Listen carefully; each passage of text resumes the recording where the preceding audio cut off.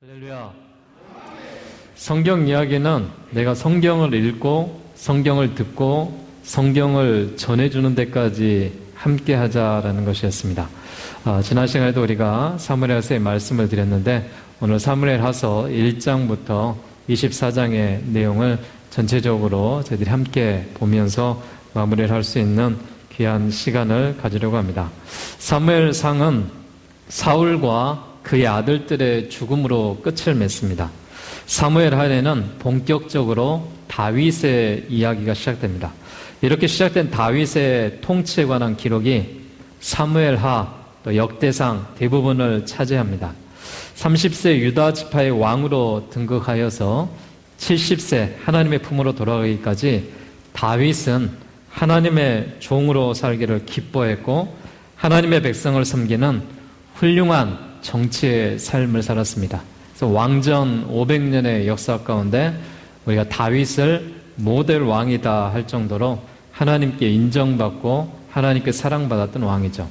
이 다윗 왕이 늘 이렇게 하나님 앞에 인정만 받았느냐, 범죄한 일도 참 많이 있었습니다. 이제 뒤에 가서 말씀도 드리겠지만은 강간 사건도 있고요, 또 살인 사건도 있고요, 또 원하지 않는 인구 개수의 사건으로 인하여서 많은 백성을 고통으로 몰게 하는 이런 역사적인 일들도 참 많이 있었다라는 것을 알 수가 있습니다.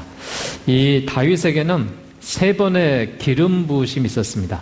먼저는 어린 시절에 사울 왕의 하나님의 잘못된 선택으로 그가 말년에 우상을 숭배하고 하나님 앞에 교만을 행했을 때 하나님은 사울을 치시고 다윗을 기름 부으시는 그 일들이 있는데, 이 다윗을 기름 부었던 선지자가 사무엘이죠. 사무엘에게 기름을 부은 바 같고 그가 왕이 되기 위한 두 번째 준비 과정들을 계속해서 이루었던 것을 우리가 볼 수가 있습니다. 또한 사울과 또한 이 요나단, 그의 소식들을 그가 다윗이 접하면서 하나님의 놀라운 그 역사 가운데 쫓기고 쫓기는 그런 아픔의 상황 속에서 다윗이 왕이 되는 그 과정이 얼마나 험난하고 힘든 그런 시간들이었는지 우리가 성경을 통해서 많이 알 수가 있습니다. 자, 여러분 사무엘하서 1장에 가서 우리 말씀 보고 또 넘어가도록 하겠습니다. 자, 사무엘하서 1장 11절 12절 말씀 우리 같이 한번 봉독하고 넘어가겠습니다. 1장 11절 12절입니다. 시작. 이에 다윗이 자기 옷을 잡아 찢음에 함께 있는 모든 사람도 그리하고 사울과 그의 아들 요나단과 여호와의 백성과 이스라엘 족속이 칼의 죽음으로 말미암아 저녁 때까지 슬퍼하며 울며 금식하니라. 요단과 이 사울과 요나단의 소식을 들은 다윗이 이제 그 왕이 죽고 그의 가장 친한 친구였던 요나단도 전쟁에서 아멜렉 사람의 처형당했다는 소식을 듣고 슬피 울며 금식하는 장면이 나옵니다. 그리고 사울과 요나단을 위한 슬픈 노래를 지어 유다 지파 사람들에게 따라 부르게 하고 사울의 명예를 회복시켜주는 이런 모습이 다윗의 얼마만큼 인간적인 모습, 또 하나님을 사랑하는 모습, 하나님이 왕권을 허락하셨던 그 모습 가운데 다윗이 순종하는 이런 모습들이 나오는 것을 볼 수가 있습니다. 다윗 왕의 이 시절에도 혼란스러운 시대 상황들이 계속해서 펼쳐집니다. 사울의 신하였던 아브넬이라는 자가 있었는데요, 사울의 아들 이스보셋을 왕으로 세워서 11지파의 정권을 북쪽 마하나임에 세웁니다. 그리고 다윗은 헤브론에서 유다 지파의 왕이 되고 그렇게 해서 7년 6개월 동안 남북이 분열된 채 시간이 흐르면서 유다의 왕으로 두 번째 기름 부으심을 받고 그가 왕권을 가지고 살아가는 그 역사를 우리가 바라볼 수가 있죠. 다윗이 전쟁보다 평화를 바라고 때를 기다리고 있는 이런 왕이었다라는 것을 우리가 알 수가 있습니다. 그런데 또 하나의 사건이 벌어집니다. 다윗이 이런 평화의 왕으로 살아가고 있을 때 북쪽 왕의 실권을 갖고 있던 그의 이 북쪽 왕의 이 장수였던 아브넬이 다윗에게 와서 모든 북쪽의 지파의 실권을 넘겨주고자 헤브론으로 찾아옵니다. 다윗은 피 흘리지 않고 평화롭게 남북 통일을 이룰 수 있는 이런 기쁨을 얻었고 기회를 얻었습니다. 근데 이걸로 끝나는 것이 아니라 아브넬이 돌아가는 길에 이 다윗의 오른팔이었던 이인자 요압에 의해서 살인을 당하고 맙니다. 요압은 늘 아브넬에게 자신이 원한을 품고 있었고 원수를 갚기 위해서 늘 칼을 갈고 있었습니다. 이유인즉 다윗의 이복 여동생이 된 스루야의 아들이었던 이 요압을 군대장관 이인자였고 또 이런 이 장수로 그가 삼았는데 그가 자신의 다윗의 아브넬이 동생 아사엘을 죽였다라는 그 이유로 그가 원수를 갚는 일이 있었죠. 잘못하다가는 다윗이 요압에게 시켜서 아브넬을 죽이고 또 이 일이 소문이 벌어지면은 남북 전쟁이 일어나는 큰 위험에 빠져 있을 그런 상황에 처했습니다. 이런 상황에서 다윗은 크게 소리내어서 울면서 애가도 지어 부르고 음식도 먹지 않으면서 북쪽에서 이 오해를 사지 아니하고 다윗 왕이 이 시켜서 아브넬을 죽인 것이 아니라 요압의 원한으로 인해서 이 아브넬을 죽였다라고 북쪽 사람들이 알게 되고 이 일로 인하여서 이제 동족 상간의 위기를 극복하고 세 번째 왕의 기름 부으심을 받아서 남북 통일의 왕이 되는 33년의 그 역사와 업적이 우리가 바라볼 수 있는 그 시간입니다. 자, 오늘 읽었던 본문 말씀 좀 다시 돌아가서 보시고요. 이 성경에 다윗이 40년 동안 통치했던 그 왕의 역사가 이렇게 나와 있습니다. 자, 4절, 5절 보겠습니다. 시작. 다윗이 나이가 30세에 왕위에 올라 40년 동안 다스렸으되 헤브론에서 7년 6개월 동안 유다를 다스렸고 예루살렘에서 33년 동안 온 이스라엘과 유다를 다스렸더라. 아멘. 북쪽의 11지파의 대표들이 헤브론에 있는 다윗에게 나와 기름을 붓고 이제 왕으로 삼습니다.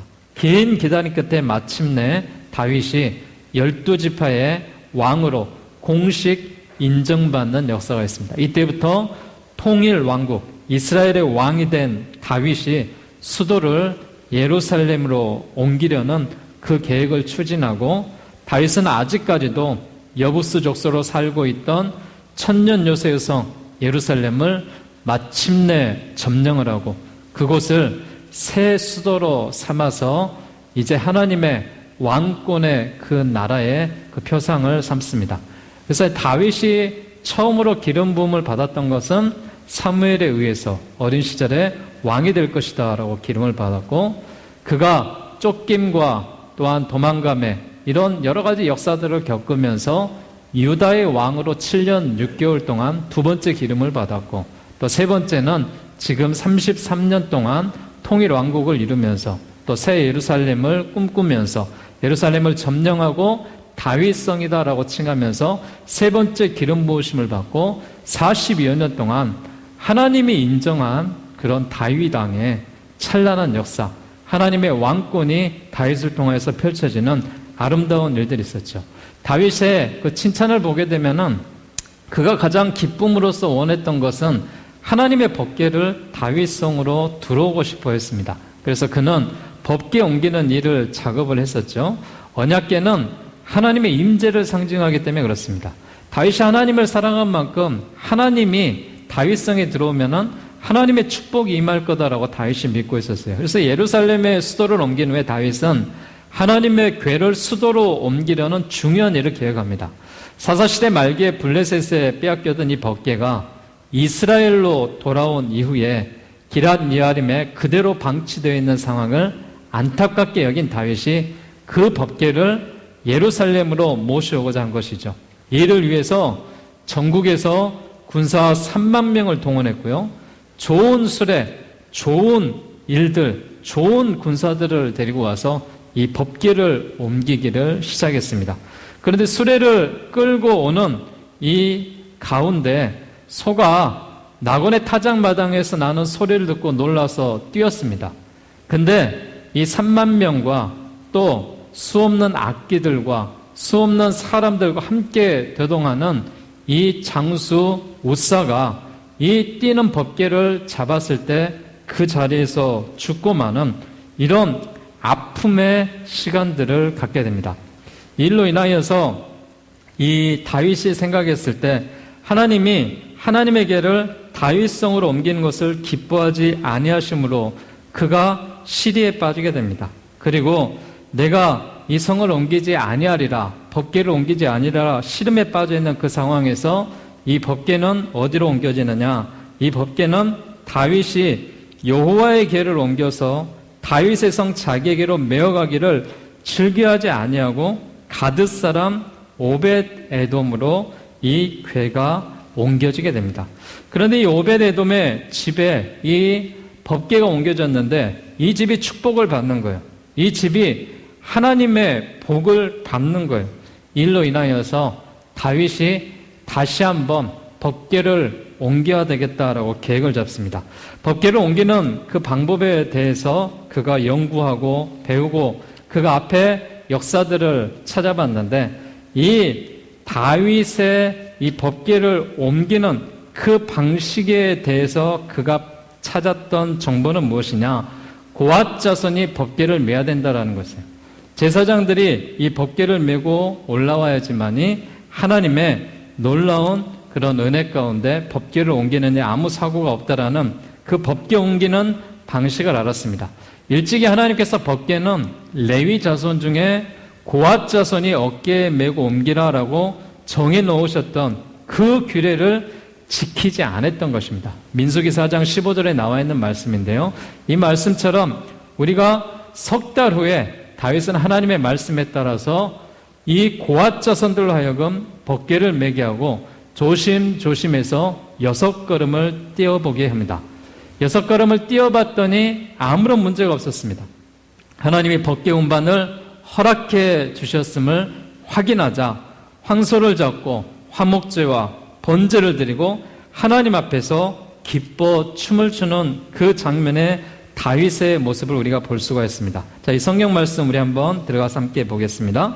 자, 사무엘하서 6장 14절 15절 말씀 16절까지 보겠습니다. 시작. 다윗이 여호와 앞에 힘을 다하여 춤을 추는데 그때 다윗이 베옷을 입었더라. 다윗과 온 이스라엘 족속이 즐거이 환호하며 나팔을 불고 여호와의 궤를 메어오니라. 여호와의 궤가 다윗성으로 들어올 때 사울의 딸 미갈이 창으로 내다보다가 다윗 왕이 여호와 앞에서 뛰놀며 춤추는 것을 보고 심중에 그를 업신 여기니라. 이 모습을 보면서 다윗이 얼마나 기뻐하는 모습이었는지 자신이 입고 있는 옷이 흘러내릴 정도로 기뻐하며 춤을 추는 그 장면이 보입니다. 일로 인하여서 그의 아내였던 미갈이 거기에 왕이 어떻게 자기 옷이 내려가는 것도 모르고 춤을 추고 기뻐하냐, 업신여김으로 왕이 업신여긴 다윗을, 하나님이 사랑한 다윗을 업신여겼다 해서 그가 죽는 날까지 자식이 없는 이런 고통도 받는 현장들을 우리가 바라봤습니다. 이렇게 법궤를 옮긴 후에 다윗은 이제 평안히 왕궁에 거하게 되는데요. 그런데 바로 그때 다윗의 마음 깊은 곳에 하나님의 성전을 짓고 싶은 소중한 소원이 있었습니다.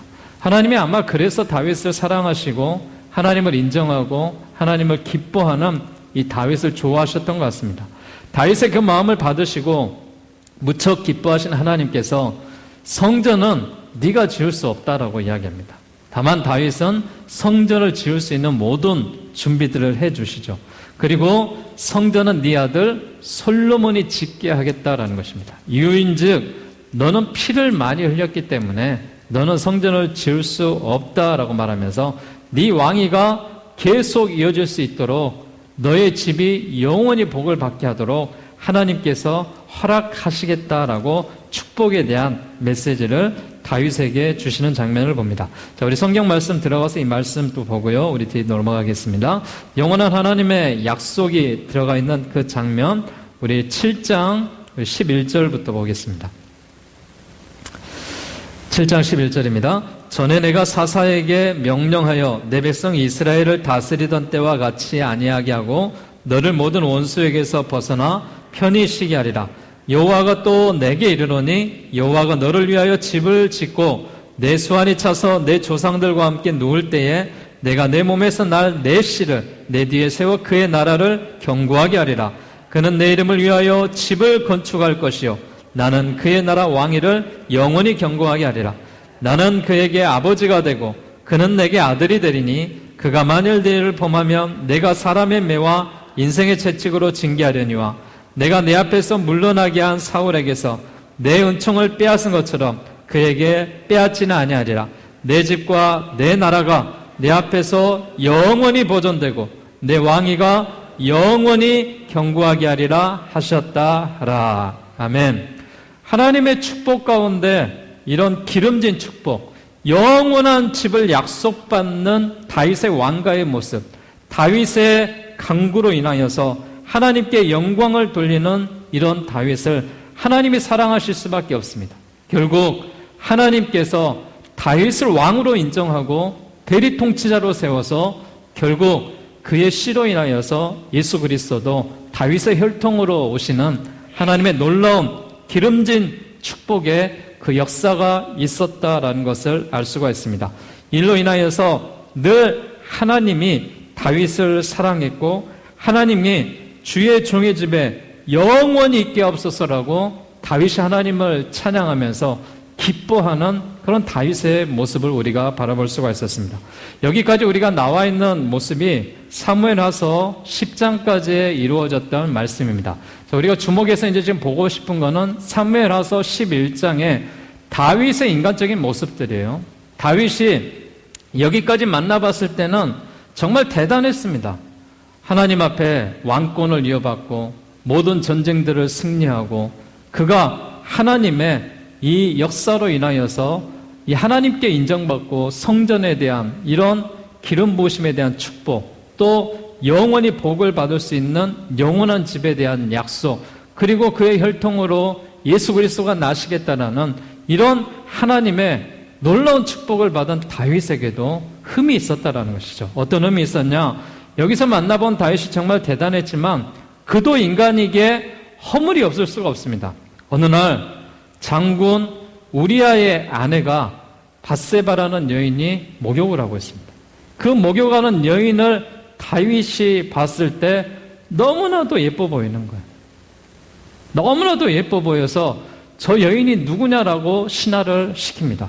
그러자 저 여인이 장수 우리아의 아들 밧세바입니다. 그러자 다윗이 그 여인을 자기 왕궁으로 데려오게 해요. 왕궁으로 데려와서 이 밧세바라는 여인을 동침해버리고 강간해버리는 그런 사건이 벌어지는 그 일들을 우리가 보게 됩니다. 이 밧세바라는 여인을요, 이렇게 이 영어에서 이렇게 풀이한 사람들이 있더라고요. 그 밧세바에서 그걸 이렇게 따로따로 구분을 하면은 베드, 시, 바, 목욕하는 여인을 보다. 그래서 밧세바 이런 이야기를 하더라고요. 이런 밧세바에 대한 이야기를 하면서 결국 그 여인이 하루의 동침으로 인해서 임신을 합니다. 이 임신을 하자 다윗 왕이 이제 떨기 시작해요. 어떻게 해요? 남편이 있는 여자잖아요. 자기가 범했잖아요. 그래서 그 남편을 전쟁터에서 들어오게 합니다. 전쟁터에 들어와서 그 여인에게 동침을 시키기 위해서 작전을 피지만은 이 우리아가 전쟁 중에 있는 자신의 백성, 자신의 이 같은 동료들을 생각하면서 집으로 들어가지 않습니다. 그래서 결국 어떤 일을 벌려버리냐, 2번에 걸쳐서도 그가 동침을 하지 않자 나중에 이 밧세바가 임신을 하고 자기가 범했다는 일들에 대해서 그 죄를 감추기 위해 이 우리아를 전쟁터에서 죽여버리는 그런 아픈 그런 현실 가운데 나와 있는 이 모습이 다윗의 강간죄였고 살인죄였습니다. 이를 하나님이 가만두셨겠어요? 하나님께서 나단 선지자를 보내셔서 다윗의 잘못을 지적하기 시작합니다. 자, 12장 1절과 3절 보겠습니다. 자, 12장 1절 3절 시작. 여호와께서 나단을 다윗에게 보내시니 그가 다윗에게 가서 그에게 이르되 한 성읍에 두 사람이 있는데 한 사람은 부하고 한 사람은 가난하니 그 부한 사람은 양과 소가 심히 많으나 가난한 사람은 아무것도 없고 자기가 사서 기르는 작은 암양 새끼 한 마리뿐이니라. 그 암양 새끼는 그와 그의 자식과 함께 자라며 그가 먹는 것을 먹으며 그의 잔으로 마시며 그의 품에 누우며 그에게 딸처럼 되었다라고 되어 있습니다. 자, 그런데 이 사람에게 이 모든 것을 빼앗는 사람이 있으면 어떻게 해야 됩니까? 그렇게 이야기하자 다윗이 뭐라고 하느냐? 이런 일을 행한 사람이 누구냐? 내가 당장 그를 죽이리라 이렇게 말합니다. 나단 선지자가 그 사람이 바로 당신입니다라고 죄를 지적하게 되죠. 일로 인하여서 다윗의 위대한 장면은 여기서 나와요. 자, 13절 14절입니다. 시작. 다윗이 나단에게 이르되 내가 여호와께 죄를 범하였노라 하매 나단이 다윗에게 말하되 여호와께서도 당신의 죄를 사하셨나니 당신이 죽지 아니하려니와 이 일로 말미암아 여호와의 원수가 크게 비방할 거리를 얻게 하였으니 당신이 낳은 아이가 반드시 죽으리다 하고 나단이 자기 집으로 돌아가니라. 죄를 범하고 하나님의 선지자를 통하여서 죄를 지적했을 때 회개를 하냐 회개를 하지 않느냐는 굉장히 중요한 이야기예요. 회개하는 그 죄인은 하나님이 용서해 주시는 거예요. 여러분, 내가 씻을 수 없는 죄를 저질렀다 하더라도 우리는 하나님 앞에 회개하셔야 됩니다. 하나님 앞에 있는 모습으로 나오셔서 회개할 때 하나님이 우리를 용서해 주시고 하나님이 우리를 씻어주시고 하나님이 우리와 함께 하십니다. 그러나 결국 하나님은 회개한 이 다윗에게 씻을 수 없는 그런 고통도 주시는 것을 볼 수가 있습니다. 이 내용이 쭉 이제 13장부터 시작해서 20장까지 나와 있는 내용의 말씀인데요. 결국 이 일로 인하여서 사무라의 마지막 부분은 다윗의 죄에 대한 별로 그가 겪게 되는 고통들이 나오게 되는 것을 볼 수가 있습니다. 다윗의 큰아들이었던 암논이요, 배다른 누이 다말을 욕보이고 또 셋째 아들 압살롬이 그런 암논에게 복수를 하고 암논을 죽인 일로 다윗과 멀어진 압살롬은 다시 다윗과 화해하는 척했지만 자신이 왕이 되기 위해서 반역을 일으키고 다윗은 아들의 쿠데타를 피해서 예루살렘에 도망쳐야 했고 하지만 결국 압살롬도 죽고 다윗은 예루살렘으로 돌아와 복귀하는 그런 다윗의 모든 심판의 과정들을 봤을 때 밧세바가 낳은 첫 아들은 죽습니다. 그리고 암논이 딸 다말을 강간해버립니다. 그리고 압살론의 복수로 인하여서 압살론이 반역을 했는데 압살론이 다윗의 처첩들을 다 공중 앞에서 강간해버립니다. 압살롬이 결국 죽게 됩니다. 여러분, 이 일들을 한번 봐보세요. 하나님께서 죄로 인하여서 회개하여서 그를 용서하셨지만은 죄의 결과로 이런 일들이 이 다윗의 가족 가운데 자신이 범한 그대로 이루어졌던 그 역사들을 우리가 보게 됩니다. 그리고 인생 말년에 다윗의 큰 실수가 하나 더 있는데요. 그 실수는 무엇이냐?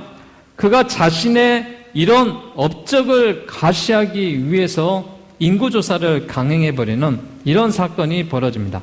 인구조사에 대한 이 보고를 받고 나서야 다윗은 자신의 잘못을 깨닫고 후회를 하게 되죠. 죄를 뉘우친 다윗이 갓선지자의 말에 따라서 이제 타작마당에 단을 쌓고 제사를 드리고 그의 아들 솔로몬이 성전을 건축하게 되는 이 장소가 바로 이곳인데요. 자, 그가 이 범죄하고 하나님 앞에 이 영광을 돌리는 이런 장면들이 계속해서 나오는데 24장 마지막에 가서 말씀 보고 오늘 결론을 맺도록 하겠습니다. 자, 24장 2절 말씀에 보면은 이렇게 되어 있습니다. 1절 2절입니다. 시작. 여호와께서 다시 이스라엘을 향하여 진노하사 그들을 치시려고 다윗을 격동시키사 가서 이스라엘과 유다의 인구를 조사하라 하신지라. 이에 왕이 그 곁에 있는 군사령관 요압에게 이르되 너는 이스라엘의 모든 지파 가운데로 다니며 이제 단에서부터 부엘세바까지 인구를 조사하여 백성의 수를 내게 보고하라 하니. 자, 뒤로 넘겨보시고요. 자, 보고하는 장면이 이렇게 나와요. 요압이 이제 조사를 해서 다 하나님 앞 이제 다윗에게 보고를 합니다. 자, 10절입니다. 시작. 다윗이 백성을 조사한 후에 그의 마음이 자책하고 다윗이 여호와께 아뢰되 내가 이 일을 행함으로 큰 범죄를 범하였나이다. 여호와여 이제 간구하옵나니 종의 죄를 사하여 주옵소서. 내가 심히 미련하게 행하였나이다. 그랬습니다. 다윗의 인구조사가 무슨 일 때문에 그가 범죄를 저지른 일이다라고 그가 깨달았냐면은, 물론 하나님께서 모세에게도 인구조사를 명령해서 모세가 인구조사를 한 적도 있어요. 인구조사 자체가 주약이 되는 것이 아니라 하나님께서 다윗의 인구조사를 악하게 여기신 이유는 다윗의 마음의 상태 때문에 그렇습니다. 다윗의 마음의 상태가 그가 하나님 앞에 이 모든 복이 하나님이 주신 복으로 깨닫지 못하고 그가 욕심과 자신의 이런 교만으로 인하여서 인구조사를 하고 내가 이만큼 땅을 불렸다, 내가 이만큼 군사를 일렸다, 내 백성이 이만큼 됐다라고 교만이 들어간 그런 사건이 이 사건입니다. 이 일로 하나님께서 다윗을 심판하시는데 하나님께서 세 가지 중에 하나의 벌을 네가 선택하라고요. 하나는 무엇이냐? 이 땅에 7년 동안 기근이 있을 것이다. 또 하나는 네가 석 달 동안 도망가게 될 것이다. 또 하나는 3일 동안 이 나라에 전염병이 있게 될 것이다. 셋 중에 하나 선택하라 그래요. 여러분 같으면 뭐 선택하겠어요? 3일짜리가 제일 낫겠죠? 그냥 세게 맞고 가시게. 다윗도 3일짜리 선택했습니다. 이 일로 인하여서 이 온 나라에 3일 동안 전염병이 일어나게 되는데요. 이 일로 인하여서 몇 명이 죽은 줄 아세요? 자, 15절 말씀 보시기 바랍니다. 24장 15절입니다. 시작. 이에 여호와께서 그 아침부터 정하신 때까지 전염병을 이스라엘에게 내리시니 단에서부터 부엘세바까지 백성의 죽은 자가 7만 명이라. 다윗의 인구조사 하나로 인하여서 이스라엘 백성들이 7만 명이 죽었습니다. 사람들은 억울하게 생각할 거예요. 다윗이 정한 이 죄를 왜 백성들이 이 심판을 받아야 되는가? 이게 지도자의 사명입니다. 지도자 한 사람이 잘못하면은요, 나라가 패망하는 거예요. 백성들이 아파하고 고통받을 수밖에 없다라는 거예요. 일로 인하여 하나님 앞에 깨달음 받은 다윗이 하나님이 높이셨을 때는 하나님의 전을 세우고 애쓰고 기뻐하고 춤추면서 풍요를 누리며 그가 은혜를 나눴지만은 하나님이 범죄한 다윗을 낮추실 때는 그 죄에 대한 심판을 하게 하시고 또 철저하게 회개하게 하시고 기도하게 하시고 또 기도하면 용서하시고 하나님의 선행을 베푸시는 그 은혜를 우리가 바라볼 수가 있습니다. 결국 하나님이 주시는 왕권은 하나님이 허락하셨다는 것을 인정하셔야 돼요. 그걸 인정하지 못하면은 우리는 하나님의 자녀로서의 사명을 감당할 수가 없는 거예요. 자, 마지막 24절, 25절 읽고 오늘 말씀 맡겠습니다. 시작. 왕이 아라우나에게 이르되 그렇지 아니하다. 내가 값을 주고 내게서 살리라. 값없이는 내 하나님 여호와께 번제를 드리지 아니하오리니 다윗이 은 50세겔로 타작마당과 소를 사고 그곳에 여호와를 위하여 제단을 쌓고 번제와 화목제를 드렸더니 이에 여호와께서 그 땅을 위한 기도를 들으시고 이스라엘에게 내리는 재앙이 그쳤더라. 다윗이 위대한 건 이거예요. 이런 심판을 내렸을 때 겸손히 받아들이는 거예요. 그리고 하나님 앞에 제단을 쌓고 회복되는 그 역사가 있게 되는 이 사무엘 하서의 다윗에 대한 일들을 우리가 축복과 저주와 고통과 아픔에 대해서 또 하나님의 회복의 역사에 대해서 함께 바라봤습니다. 여러분, 우리도 다윗과 같은 하나님이 선택한 사람이에요. 비록 내가 죄를 짓고 또 하나님 앞에 잘못을 하고 있지만은 심판하시는 하나님은 어때요? 구원하시는 하나님이라는 사실을 믿으시기 바랍니다. 하나님의 그 역사 가운데 하나님이 다윗을 사랑한 만큼 우리를 사랑하셔요. 그러니까 내 죄로 인하여서 하나님을 피해 다니지 마시고 내 죄를 가지고 하나님 앞에 나와서 하나님 앞에 용서받으시고 죄값을 치르시고 하나님의 은혜 가운데 회복하셔서 하나님의 놀라운 기름진 축복이 우리 모든 성도들에게 함께 하시기를 주의 이름으로 축원합니다. 기도하겠습니다.